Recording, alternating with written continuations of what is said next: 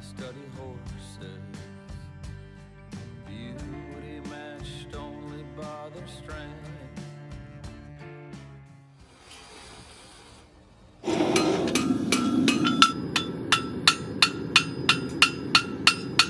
We've been putting a lot of emphasis on our social media lately, you may have noticed, and kind of a little teaching, a little explaining our brand, our culture, our mission, our methodology, and that's all new to me, so I've been really kind of impressed and overwhelmed by the comments, the responses online, and it's been kind of amazing getting to meet and interact with a lot of different farriers, some from all over the world. And so when we put out our ads for assistants or other farriers, the responses we're getting are really good, and I just can't believe it.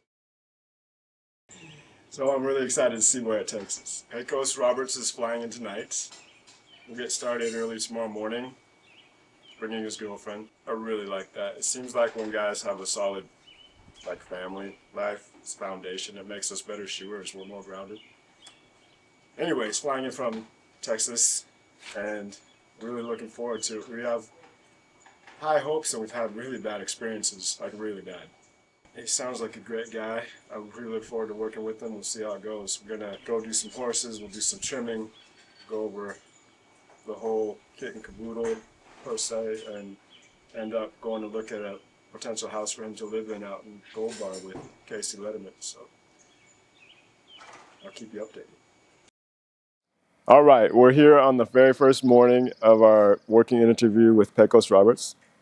I was really excited to meet him, and I got to say, he's not disappointed me yet in demeanor, humility, excitement, an honest conversation about horses' feet, which, as a farrier, we don't get to talk about horses' feet very often, and you'd be surprised that we don't, but we're out there by ourselves, just working along, and it's actually really fun, I think, to talk about it, get excited about it, share ideas. And anyway, Pecos is from West Texas, and up here interviewing for our junior and very quickly, hopefully, senior position. And our team is so about the horse right now and our horsemanship, which is one of the three legs of the business. How we treat the horses and the results we get, it all stems from our horsemanship and our love of horses. And that's one of the things that we're excited about you, Pecos, is the way you've expressed yourself so far about horsemanship and how important it is to you that they have a good experience. And that's where we're starting from with everything we do. We're waiting for the right person, the right farrier, someone that can really embody our message and probably embodies it already to extend that so we can service more horses, have a really fun working environment. This is just the first day, but I'm super excited about it personally. We have 3 days planned here. Going to go with Dr. King on Friday. Not that I'm that much older than you, but to see Pecos' excitement about being in the Northwest and seeing mountains and tall trees is kind of fun. So, and the ocean. So anyway, go ahead, take away. What are your thoughts? Passing the baton. Pecos Roberts, like you said, I'm from West Texas and grew up around a lot of mesquite trees and cedar bushes about this tall. So seeing some trees out here is pretty amazing to me. I've been shoeing out in West Texas professionally for myself now for about 8 years, slugging it out and learning on my own and competing against a bunch of cowboy horseshoers. So it's been a struggle on its own. I'm very looking forward to working with a group of guys that looks at the overall aspect of the horse and treating the horse as its individual self instead of just as a working tool that can be tossed to the side. A spirit, yeah, a living being that we were gifted the talent and skill to help keep moving and comfortable and keep going. So it's really amazing to meet some guys that kind of have that same mindset. For a long time talking to many fairs, I kind of felt alone. A lot of them just want to whack and tack a shoe on and get to the next one as quickly as they can and not really focus on the individual needs of each foot, actually. So it's neat to kind of see that vision in Seth and kind of meet some like-minded people. Looking forward to every opportunity I get to see up here and working in some very nice barns instead of out in the sun sweating it out in the heat. So can't wait to see what else is coming. Here's to many great experiences. Cheers.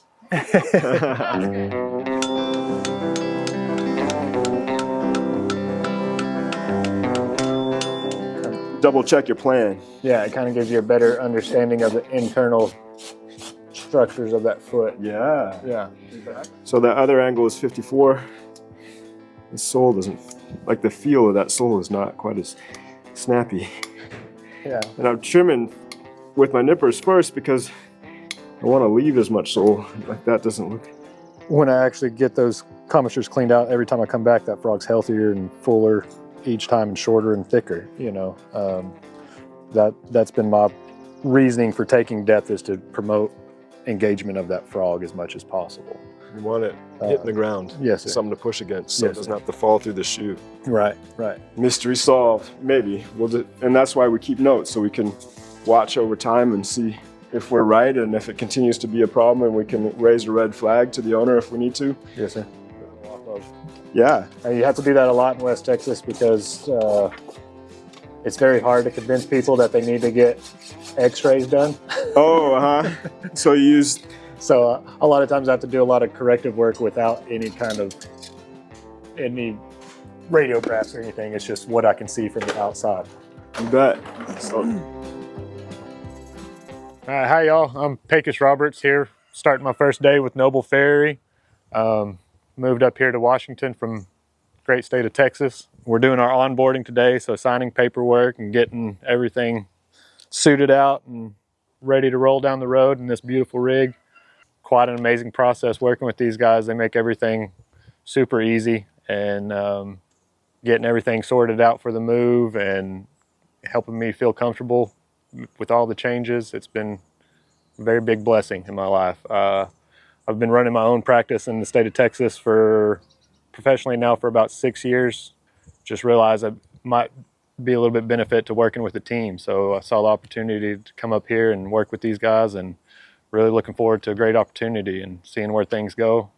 Also, just the way that they here take care of the farrier and look at, you know, our home life is a very big key point to how we can take care of the animals and how we can show up better each and every day, just by having the right equipment to do the job professionally, and just having that support of just knowing you're not going in alone all the time.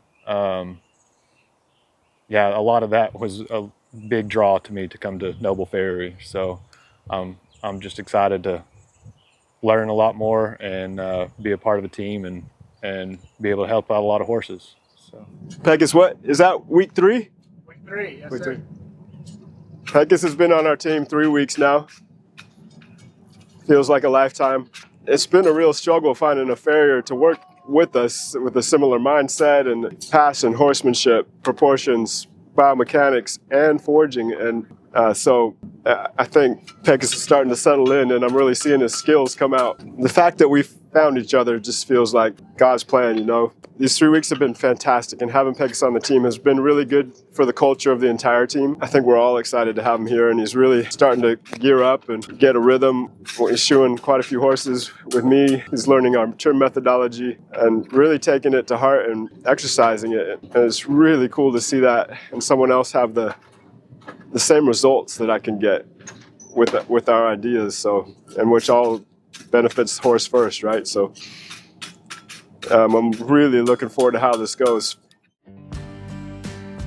I study horses, beauty matched only by their strength. I try and capture a little of that as I move